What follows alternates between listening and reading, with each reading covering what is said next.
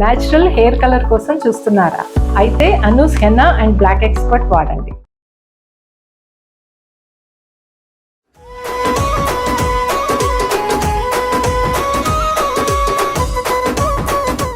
Anu's skin and hair clinic Sankranti special ఎపిసోడ్కి స్వాగతం.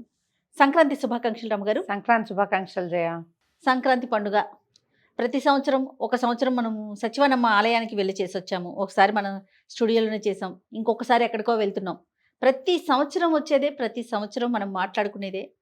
మరి ఈ సంవత్సరం కూడా సంక్రాంతి పండుగ గురించి ఒక్కసారి ముందు మీ చిన్నప్పుడు ఎట్లా జరుపుకునేవారో చెప్పండి రమ్మగారు. ముందుగా సుమన్ టీవీ ప్రేక్షకులందరికీ సంక్రాంతి శుభాకాంక్షలు. ఏం జరిపేవాళ్ళం, సంక్రాంతి పండుగ అంటే పెద్ద పండుగ కదా జయ. అప్పుడు ధాన్యాలు అవి వచ్చే రోజులు, డిసెంబరు సాగుపడి పడేసరికి వడ్లు ఇళ్ళకి చేరుతూ ఉండేవి అందరి ఇళ్లలోనూ. సంక్రాంతికి మనం నెల ముందు నుంచి ముగ్గులు వేయటము, గొబ్బిళ్ళు పెట్టటము, తర్వాత ఈ బంతిపూలు విరగబూసేవి, గుమ్మడి పూలు ఊరంతా గుమ్మళ్ళు పాకి అన్ని చోట్ల గుమ్మడి పువ్వులే. హరిదాసులు వచ్చేవాళ్ళు. తెల్లవారుజామున నుంచి మంచు మొదలు, రాత్రి ఉండేది కాదు. తెల్లవారు 6 దాటాక స్టార్ట్, అక్కడి నుంచి 9 దాకా ఉండేది. ఆ మంచులు చీల్చుకుని వస్తున్నట్టుగా కనపడేవాళ్ళు హరిదాసులు. ఆ మంచులోనే గొబ్బిళ్ళు పెట్టేవాళ్ళం. ముగ్గులకు ఒక రకమైన పోటీ ఉండేది. సంక్రాంతి పండగ మొదలవటానికి నెల ముందు నుంచే ధను సంక్రమణం కదా. అవును. ఈ సంక్రమణానికి మనం ముగ్గులు, పీటల ముగ్గులు వేయటం. ముందు రోజు భోగి పండగ విపరీతమైన హడావిడి, సంక్రాంతికి ఇంకొక రకమైన హడావిడి నడుస్తూ ఉండేది.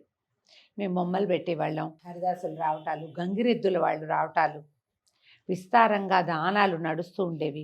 హరిదాసులు కూడా ఒకలాంటి పాటలు పాడేవారు కదా రమ్మగారు. అవును, వాళ్ళ పాటలే డిఫరెంట్గా ఉంటాయి. డిఫరెంట్ పాటలు. ఇలా గుండ్రటి అక్షయ పాత్ర నెత్తి మీద పెట్టుకుని, ఈ భుజం మీద ఒక తంబూరా, చేతిలో చిడతలు, నారాయణ నారాయణ అనేవాళ్ళు. హరినామస్మరణ, అన్ని హరి సంకీర్తనలే కదా. అన్ని కూడా విష్ణుగామ గాథలే ఉండేవి అవి. అవును, పాటలు పాడుతుండేవాళ్ళు. ఒక్కొక్కళ్ళ వాయిస్లు చాలా బాగుండేవి కంఠాలు. ఒకళ్ళు కొంచెం సుమారైన కంఠం, ఇక పాట పాడడమే. ఈ పల్లెటూళ్ళల్లో అప్పుడేమో టీవీలు అవి లేకపోవటంతో సహజమైన శబ్దాలు ఎక్కువ ఉంటాయి కదా. పొద్దున్నే కోళ్ళు, పక్షులు, ఆవులు, గేదెలు, అంబారవాలు, వాటి తాలూకు శబ్దాలు, అక్కడి నుంచి అదిలింపులు, పాలు తీసే శబ్దాలు. పాలు తీస్తుంటే దోహనం జరిగేటప్పుడు ఎలాంటి శబ్దం వస్తుంది, ఆ పాలు తీస్తున్న చప్పుళ్ళు, పాల చెంబుల చప్పుళ్ళు. పెద్దగా ఏడుపులు అవి ఉండేవి కాదు. పిల్లలు కూడా ఆ పొద్దుటిపూట ఏమిటో ఏదో ఎంగేజ్ అయ్యేవాళ్ళు. ఒక ప్రత్యేకమైన వాతావరణం ఉంటుండేది. కళ్ళు మూసుకుని జ్ఞాపకం చేసుకుంటే ఏదో స్వర్గారోహణ చేసినట్టే ఉంటుంది. ఇప్పుడు మన పరిస్థితి వేరు, ఇప్పుడు శబ్దాలు వేరు. పొద్దున్నే ఫోన్ల అలారంలు మోగుతాయి అందరిళ్లలోనూ. అలాంటి ప్రకృతి నుంచి వచ్చే సౌండ్లు మనం ఎక్కడ వింటున్నాం, శబ్దమే లేదు. సహజమైన శబ్దాలు వినే అవకాశం అసలు పూర్తిగా ఊళ్ళల్లో కూడా పోయిందమ్మా. ఊళ్ళ నిండా కూడా ఫోన్లే, ఊళ్ళ నిండా టీవీలే. దాంతో ఆ సహజ శబ్దాలని మనం కోల్పోయాం. అప్పుడు అవి ఉండేవి.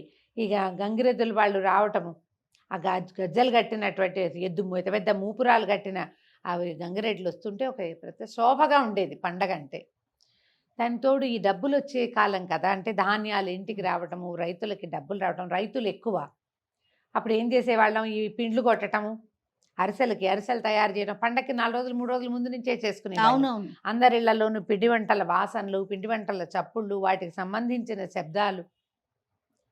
ఒక ప్రత్యేకమైన వాతావరణం ఉండేది. చుట్టాలు రావటము, అల్లుళ్ళు రావటము, పిల్లలు సెలవులకు వచ్చేయటము. ఎంత హడావుడు ఉండేదంటే, హడావుడు వాళ్ళు అల్లుడింట్లో ఉన్నాడని చెప్పేసి అది ఉండి ఇది ఉండి రకరకాల జాగ్రత్తగా మెల్లిగా మాట్లాడుకుంటూ. అదే ఇప్పుడు ఆ రకమైన ధోరణి, పరిస్థితి, వ్యవహారము పోయినాయి. అయినా కూడా పండగే, అయినా కూడా అప్పట్లాగా లేదు.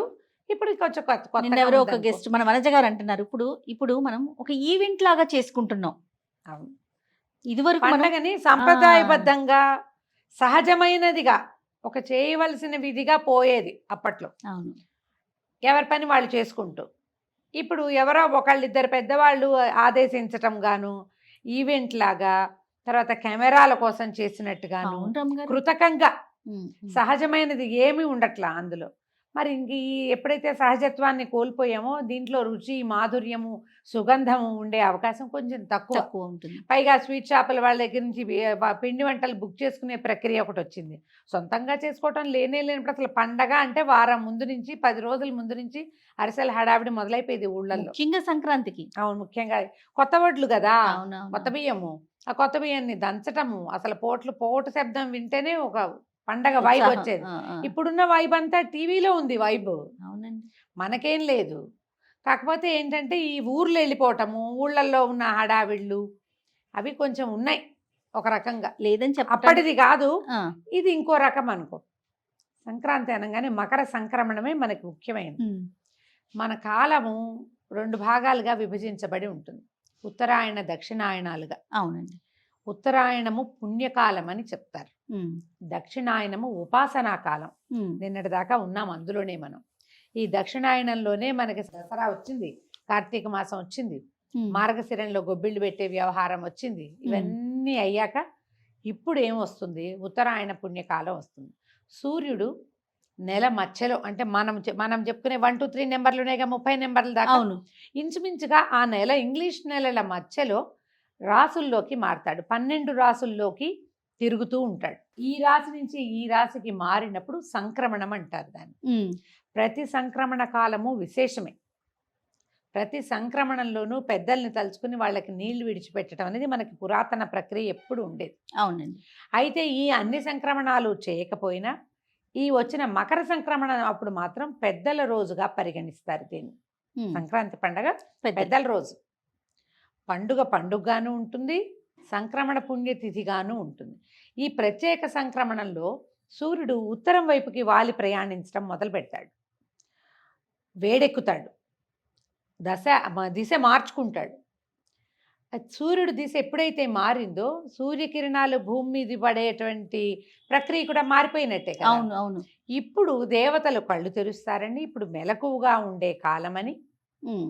వాళ్ళు నిద్ర లేచేసరికల్లా ఇప్పుడు మనం ఏం చేయాలి, పూజ పునస్కారం చేయటం. తర్వాత మనం పరిశ్రమ చేసే కాలం ఇది, పూజది. ఉపాసనా కాలం దీని తర్వాత వచ్చేది. అవును.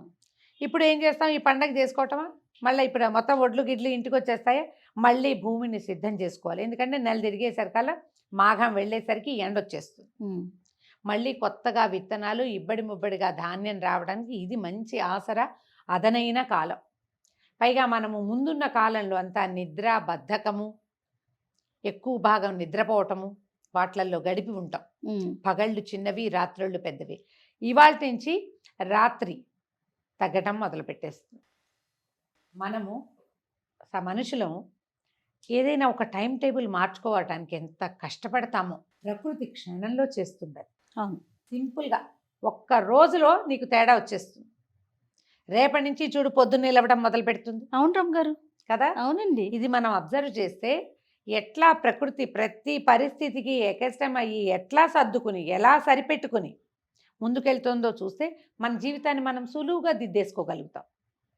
మనం చూడు ఏ కొత్త పరిస్థితికి సర్దుకోలేం. ఏదైనా కొత్తది వస్తే దాంట్లో ఒక అడ్జస్ట్మెంట్ చాలా కష్టం. ఏదైనా సమస్య వస్తే అందులో నుంచి బయటపడడం, అధిగమించడం, మానసికంగా బలోపేతం కావడం చాలా కష్టం. మనకి ఎంతసేపు సహాయం కావాలి, లేకపోతే ఇలా కుంగి కునారిల్లి ఏమిటో అయిపోతాం. కానీ ప్రకృతి చూడు ఆకులన్నీ షెడ్ చేసుకుని బోడిగా నుంచుంటుంది, మళ్ళీ తయారవుతుంది, మళ్ళీ పుష్పించడానికి ఫలించడానికి సహజంగా సిద్ధమవుతుంది. యాక్సెప్టెన్సీ కనపడుతుంది ప్రకృతిలో. అవును. ఈ ఖాళీదనానికి సిద్ధంగా ఉంటుంది, దీన్ని ఒప్పుకుంటుంది, ఖాళీ అయిపోతుంది, మళ్ళీ పుష్పించడానికి మళ్ళా సహజంగా సిద్ధమవుతుంది. ఇది మనం దీని నుంచి నేర్చుకోవాలి, ప్రకృతి నుంచి. ఈ ప్రకృతిలో మారే కాలమే మకర సంక్రాంతి. ఈ రోజున పెద్దవాళ్ళకి నమస్కారం చేసుకోవటం, విశేషంగా దానాలు చేయటం చాలా మంచిది. ఓకే. పెద్దల్ని తలుచుకుని వారికి తర్పణాలు విడవటం, తర్వాత పెద్దలకి ఒక్కొక్కళ్ళ విధానం ఒక్కొక్కటి ఉంటుంది. తర్పణం విడిచే అలవాటు ఉన్న వాళ్ళు, నల్ల నువ్వులతో ఇచ్చే అలవాటు ఉన్న వాళ్ళు మాత్రమే తర్పణం విడవాలి. మీ పద్ధతుల్లో ఓ 2 ఆకులు భోజనం నిండుగా వడ్డించి పెద్దవాళ్ళ పేర్లు చెప్పుకుని బట్టలు పెట్టి దేవుడికి చూపించి ఎవరికైనా ఇచ్చే విధానం మీ దగ్గర ఉంటే మీరు ఆ విధానాన్ని పాటించండి. ఓకే. మూడోది, ఇంట్లో కూడా భోజనం వాళ్ళు పెట్టకుండా పొత్తర్లు ఇవ్వటం.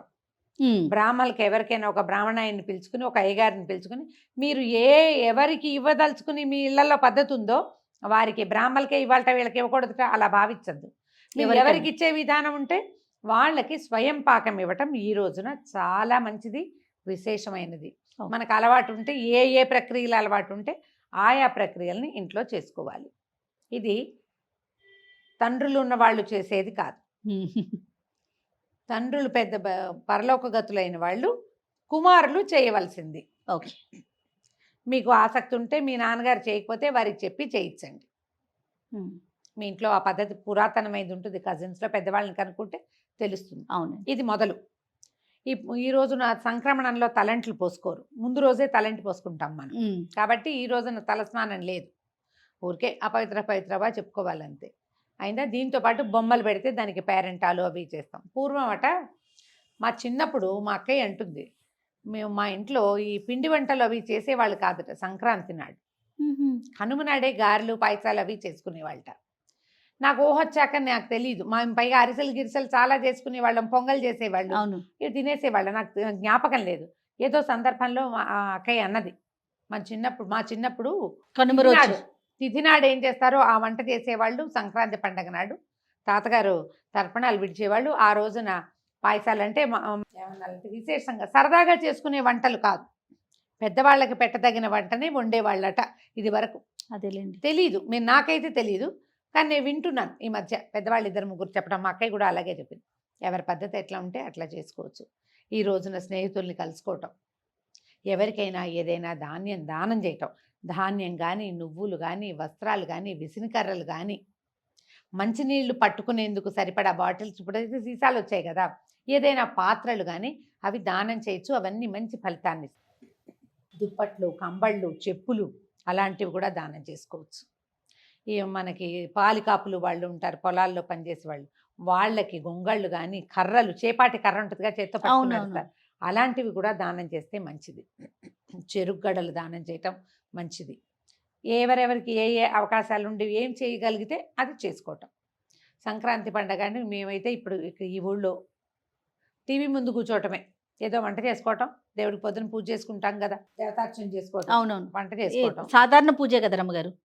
మన అలవాటుని బట్టే అంటే పండుగకి ప్రత్యేకించి పూజా విధానం అయితే ఏం లేదు. ఏదైనా పొంగలి అలాంటివి చేసుకోవటప్పుడు పాలు పొంగించే విధానం కనపడుతుంది. మన వైపు పాలు పొంగించడాలు అవి చెయ్యరు. అవును, ఇదంతా పొంగల్ అని ఎందుకు వచ్చింది, వాళ్ళు పొంగళ్ళు పెట్టుకుంటారు కాబట్టి. మన దగ్గర పొంగళ్ళు పెట్టే విధానమే లేదు. కొన్ని ప్రాంతాల్లో మాత్రం ఈ రోజున ఏం చేస్తారు, పొంగలి కలగూర చేసుకుంటారు. కలగూర అంటే అన్ని రకాల కూరగాయలతోటి దప్పడం లాంటిది, అంతే. కలగూర పప్పు, తీగూర అంటారు. తీగూర, ముద్దపప్పు కలగూర, ముద్దపప్పు తీగూర, లేదా ముద్దపప్పు దప్పడం, ఇలాంటివే చేస్తారు. అన్ని రకాల పదార్థాలు తినాలి, అదేలే, అందుకోసమని చేసుకుంటాం. ప్రధానంగా ఇంకొకళ్ళని కాపీ చేయొద్దు. మీ ఇంట్లో ఏ విధానం ఉందో పండగ రోజున కనుక మీరు అదే చేస్తే మీ పిల్లలు మర్చిపోకుండా ఉంటారు. మన తర్వాత తరాల్లో కూడా మన ఇంట్లో విధానం ఇది అని తెలుసుకుంటారు. తేపకొక్క వేషం వేయకూడదు పండగల్లో.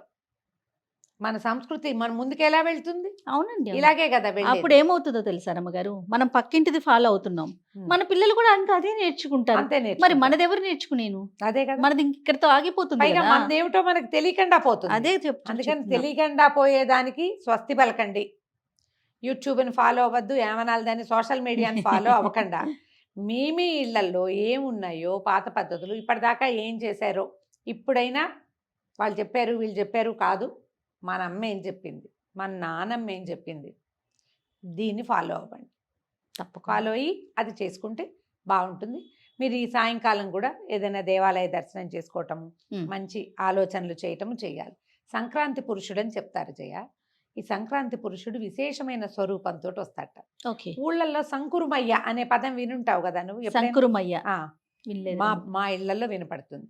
మేము ఏమంటా ఈ సంకురుమయ్య పదాన్ని ఎప్పుడు పడతారంటే, ఏదైనా ఒక విషయాన్ని పట్టుకుని వేళ్లాడుతున్నారనుకో, అబ్బా దీని మీద ఎక్కాడు సంకురుమయ్య అంటారు.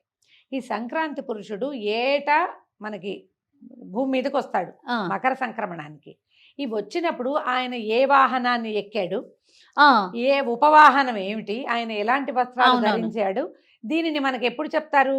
ఈ ఉగాది పండుగ అప్పుడు పంచాంగం చెప్తారుగా, పంచాంగంలో ఉంటుంది. అవునండి. సంవత్సరానికి ఒక జంతువు మీద ఎక్కి వస్తాడు, అవును. ఒక ఉపవాహనం ఉంటుంది ఆయనకి, ఒక రకమైన వస్త్రాలు ధరిస్తాడు, అది చెప్పబడుతుంది. అవును. సంకురమయ్య దేని మీద ఎక్కాడు అంటే దీని మీద ఎక్కాడు అని. ఎక్కి ఈ రావటం సంవత్సరం- విన్నాను కానీ పేరు వినలేదు నేను. ఇలా అంటాం. సంక్రాంతి పురుషుడు అనేది ప్రకృతి, అదే పదం. ఆ, ఆ. దానికి వికృతి సంకురమయ్య. మా ఊళ్ళల్లో వాడతారు ఈ పదం. పిల్లలు కొన్నిటికి మొండికెత్తి ఏదో ఒక విషయం మీద పట్టుకుంటారా, ఆ సంకురమయ్య దీని మీద ఎక్కాడంటే అది అక్కడికి నాశనం అని చెప్పడానికి. Okay, okay. ఈ పులి మీద ఎక్కి వస్తాడట ఈ సంవత్సరం సంక్రాంతి పురుషుడు. ఆయనకి ఉపవాహనం గుర్రమట. ఆహా. పసుపచ్చటి వస్త్రాలు ధరించి పాయసం తింటూ వస్తాడని, చెమేలి పువ్వులు ధరిస్తాడు, ఇట్లా చెప్తారు. ఏ పుష్పాన్ని ధరిస్తాడు, ఏం తింటూ వస్తాడు, అవన్నీ పంచాంగాలకి చెప్పబడినవి. పంచాంగంలో మనకి ఈ సంవత్సరం ఈ పంటలు బాగా పండుతాయి, ఇక్కడ సరిగ్గా రాదు, అపరాలు పండుతాయి, ఈ పండవు, అవన్నీ చెప్తారా? అవును. అవన్నీ ఈ సంక్రాంతి పురుషుడి యొక్క వాహనము వాటిని బట్టే చెప్తారు. ఈసారి ధైర్యము సాహసము ప్రతీకగా పులి కదా, అడవులు వాటిని గురించి ప్రత్యేకమైనవేవో జరగబోతాయని గుర్తు. ఈ ఏడాది అలాంటిది కనపడుతుందట. సంక్రాంతి పురుషుడు ఎట్లా కనపడ్డాడో దాన్ని బట్టి ఈ ఏడాది అంతా నడుస్తుంది అనమాట. అంటే మన భారతదేశం ధైర్యంగా సాహసంగా ఎలా ఉంటుందో, అటవీ సంపదని కాపాడే విషయంలో ఇంకొంచెం ముందుకెళ్తామా, లేకపోతే అక్కడ దొంగతనాలు జరుగుతాయి వాటిని పట్టుకుంటారా, ఇలాంటిది ఏదో ఉంటుందని ఏటా ఇది ఒకటి చెప్పబడుతుంది. ఇప్పుడు సంక్రాంతి పురుషుడు మనకి జనరల్ వివరం మనకైతే అవసరం లేదు. అవునండి. కానీ ఈ సంక్రాంతికి మనం చేయవలసిన విధి విధానాలు ఏమిటి అనేది చూసుకుని దాని ప్రకారం చేసుకోవటం, మనం చేసుకున్నటువంటి పిండి వంటల్ని పంచిపెట్టుకోవటం, ఇలాంటి పద్ధతిని పాటించండి. తప్పకుండా రమ్మగారు. ఇప్పుడు ఇది చాలా అద్భుతమైన కాలంగా చెప్పబడుతుంది కదా మకర సంక్రమణం.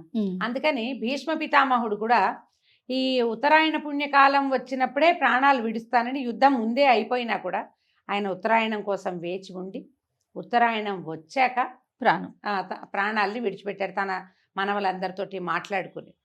ఇది ఇక్కడి నుంచి మొదలు. ఇప్పుడు చూడు, ఇక్కడి నుంచి 6 నెలల పాటు ఉత్తరాయణం నడుస్తుంది, తర్వాత మళ్ళీ దక్షిణాయనం మొదలవుతుంది. వీటితోటే మన పండగలు అన్నీ కూడా స్థిరపడి ఉంటాయి. ఇప్పుడు సంక్రాంతి పండుగ తర్వాత మనకి మాఘమాసం వస్తుంది. మాఘం విశేషమైంది. ఒక్కొక్క నెల ఒక్కొక్క రాశి మారుతాడు కదా. ఇప్పుడు మకర రాశితోటి మారాడు కాబట్టి దీన్ని మకర సంక్రమణ అంటాం. ఇప్పుడు దీనికి ఏం చేస్తారు, మనకి అయ్యప్ప దగ్గర మకర జ్యోతిని చూడడం ఇవన్నీ కనపడతాయి. అయ్యప్పది ప్రత్యేకమైన వాళ్ళు వెళ్ళినా కూడా మన వరకు మనం ఏం చేస్తామంటే ఊర్లలో మనకి ఏ విధానాన్ని పాటిస్తామో అట్లా చక్కగా అందరినీ కలుసుకోవటము, దేవాలయాలకు వెళ్ళటము, చక్కగా అవన్నీ వండుకోవటము, పెద్దవాళ్ళని స్మరించుకోవటము, దానాలు చేయటము, సంతోషంగా గడపటమే ఈ మకర సంక్రాంతి పండుగ రోజున చేయవలసిన విధి. రైట్ రామగారు. అయితే అనుస్ తరపు నుంచి సంక్రాంతి పండుగ సందర్భంగా ఒక గిఫ్ట్ హ్యాంపర్ అండి మీకు. అనుస్ తరపున మీకు ఒక చిన్న గిఫ్ట్ హ్యాంపర్ రామగారు. Thank you Jaya.